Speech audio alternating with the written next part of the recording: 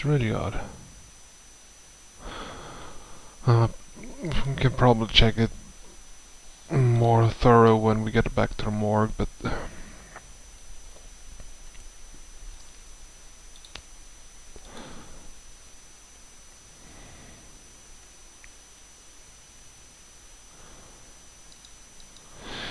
know what, I'm gonna head back to the MAU to see if we can get anything from a cigarette butt that we have here. Normally there would. You can run that on the chemical analyzer. Okay. Yeah, you, you would think that because the filter picks Lipstick up. for sure. Do you Mhm. know how many flavors are out there? Let me tell you. Thousands. Old lab story. I think we've gathered all the time-sensitive materials we need. You can head back to HQ anytime you want. Okay, let's head back to the morgue, and we're gonna ask Doc Robbins to pick him up.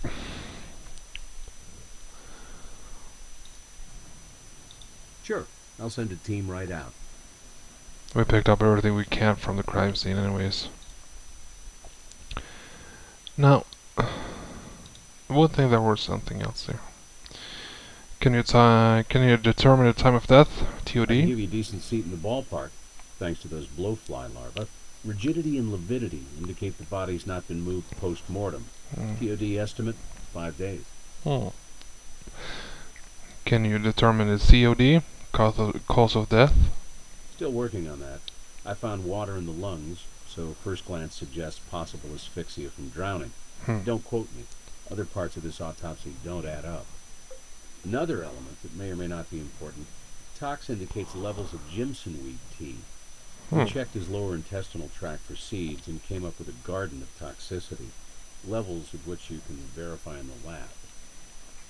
Okay. We're gonna. Was the forehead hit lethal? Not a factor. No broken skin, no brain hemorrhaging, or skull fractures. One thing though, the bruise discoloration was still forming, so the blunt force trauma occurred several hours before the time of death. So he could have hit his head on something. Do you have the victim's prints? Here's your reference prints and DNA. Thank you. The 10 card. Why would a rat crawl in his out of his mouth? Why? You think that's a first? I had a case where an autopsy revealed baby rats gestating in the stomach. Luckily, that's not the case here. Maybe Mommy didn't find a suitable nesting spot inside her Vic. Was our victim diabetic? Yes, he was. Okay. This would explain why he had an insulin bottle with him at the crime scene. But diabetes had nothing to do with his death. Okay. So we got some Jimson weed. We got the fingerprints. We got the DNA. Let's head back to the crime scene. Go over his. What's this? Pay up or else. Let's find something to compare it to.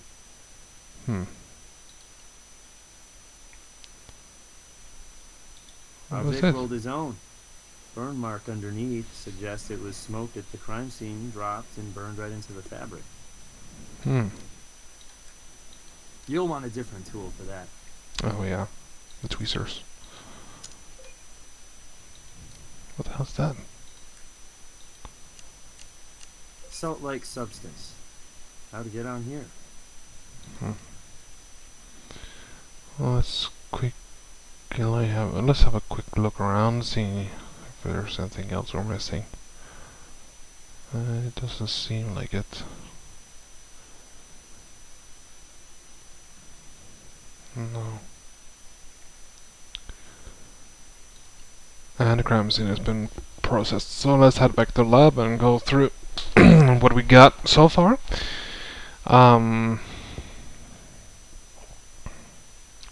First of all, we're gonna check out what the substance was in the cigarette here. See if we can find anything to compare with it.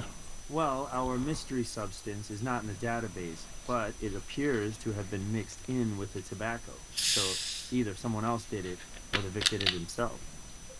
Could be an amp joint, as they say on the street. Tobacco mixed with a narcotic. Basuco, on the other hand, is street for cocaine paste residue, sprinkled on a cigarette like powdered sugar on a donut. Wow. 50% sodium concentration. Okay. Let's have a look at the Jimson weed. These results from the Jimson weed seeds show a non-lethal amount. Based on Okay. these levels, he probably ingested this hours before he died. Okay, so probably some herb tea of some sort. So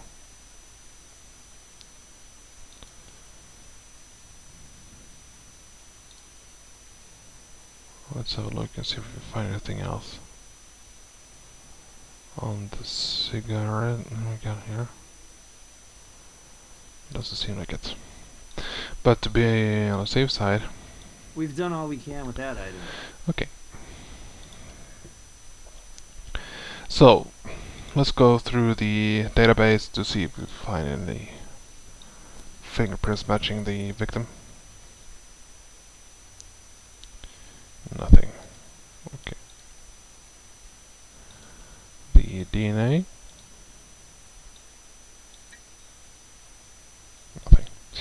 Okay, we got nothing to compare it to, so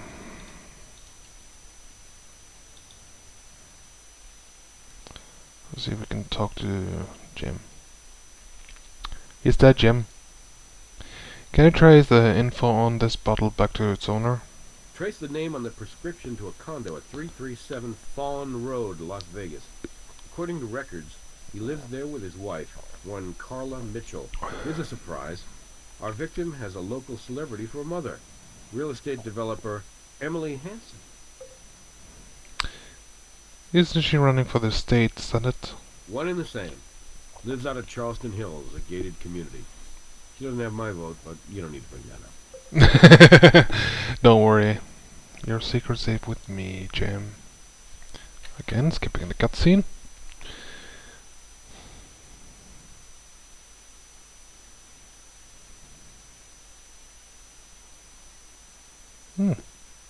Nice apartment.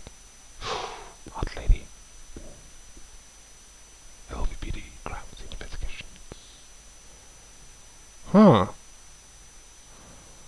Perhaps, a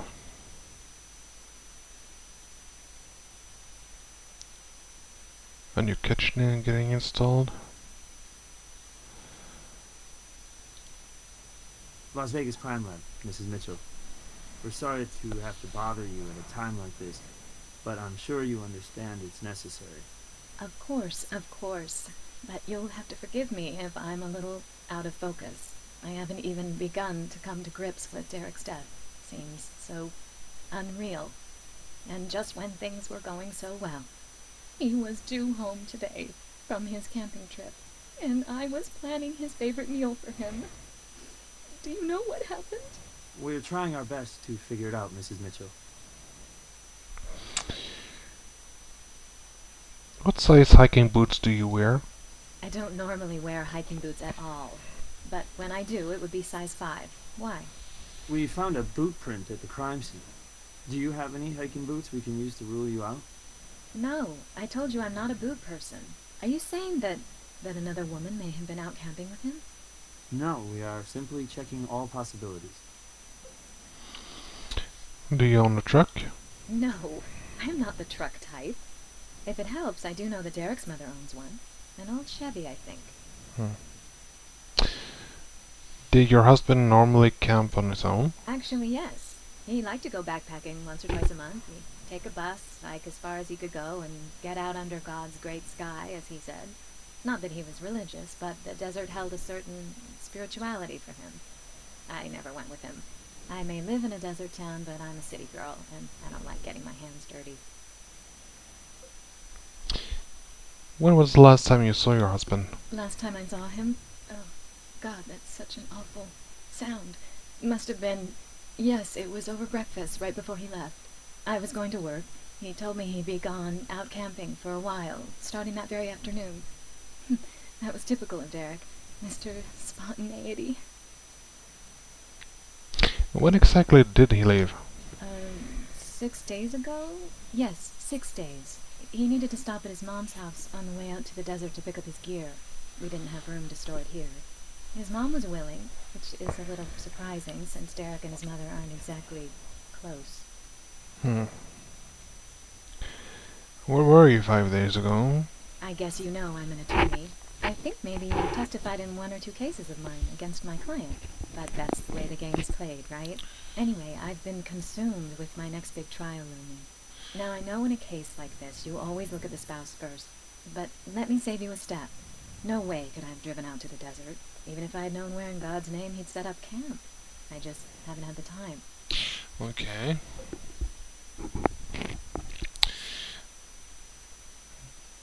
Do you wear red lipstick? I'm wearing it right now. But my lips have natural color, so sometimes I wear a clear shade. And never red. Did Derek roll his own cigarettes? Yes. An old habit from, frankly, his head days. He always preferred hand-rolled cigarettes. He was a tobacco connoisseur. Did your husband ever use Jimson weed? Yeah, it's one of those habits I can't break him of. Usually takes a little for use in the wilderness. Mind if we have a look around? I hate to stand on legal formalities, but as much as I want you to find out what happened to Derek, I need to limit the chaos in my life. I'll have to insist on a warrant to show cause before I let you toss my house. I'm sorry. We understand. Yeah, well, it is understandable. Did Derek have any enemies? Derek was pretty easygoing, and I can't think of... No, wait, there is one person, though enemy is a little strong. You see, our contractor quit recently after he and Derek got into it. Name's Lou Astor, and he is one sleazy character. Frankly, much as I'd like to get our kitchen remodeling done, I'm glad that creep is out from underfoot. Where can we find this contractor?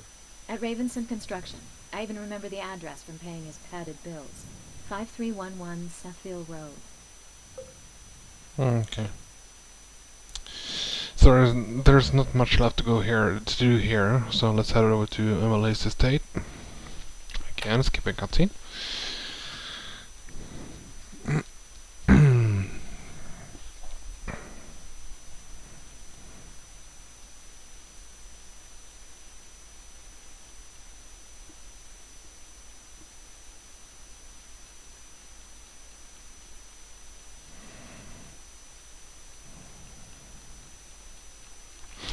Okay. Are you Emily Hansen? You know I am. And you obviously know what a bad time this is for me. I've lost my son. And I've already spent several hours with you LVPD people this morning. If you'll excuse me. We're with the crime lab, Mrs. Hansen, investigating your son's death. As much as we hate intruding into your time of grief, we need to ask a few questions. When was the last time you saw Derek? A week ago. No, 6 days. Right before this last ill-advised desert excursion. I saw him when he picked up his camping gear. Okay. So that's just about the same time that the wife said he was leaving. Where were you after Derek left? Here at home working. I have an office here. Was anyone else around that day? Lou Astor was. He's a contractor who's done a lot of work for me over the years. Recently I recommended him to Derek and his wife. But when Mr. Astor stopped by that day, he mentioned that he'd been fired by them. The contractor was gone by the time Derek stopped here. You don't think Astor could be responsible? I know he's a bit of a roughneck and has a certain reputation, but he's always done reliable work for me. I'd hate to think... Excuse me. Notice anything unusual about your son when he left? My son was willfully unusual. You'll need to be specific. Unusual as in a bruise on his forehead? I noticed nothing of that nature. No injuries, no contusions. Although if Derek ended up that way, I can't say I'm surprised. considering the poor judgment he showed, backpacking into that wasteland of lowlifes and druggies.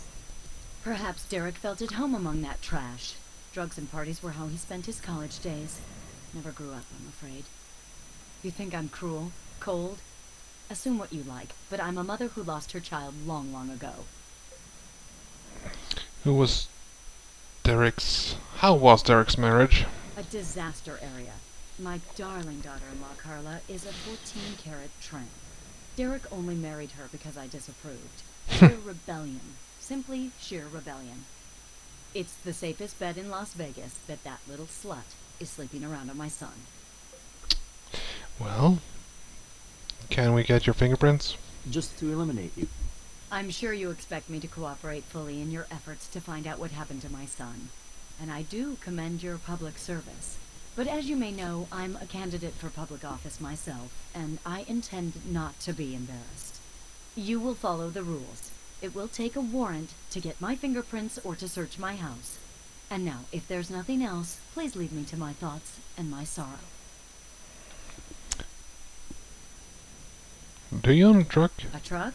No, not anymore. I had a Chevy Blazer for some time, but sold it recently. Just 3 weeks ago.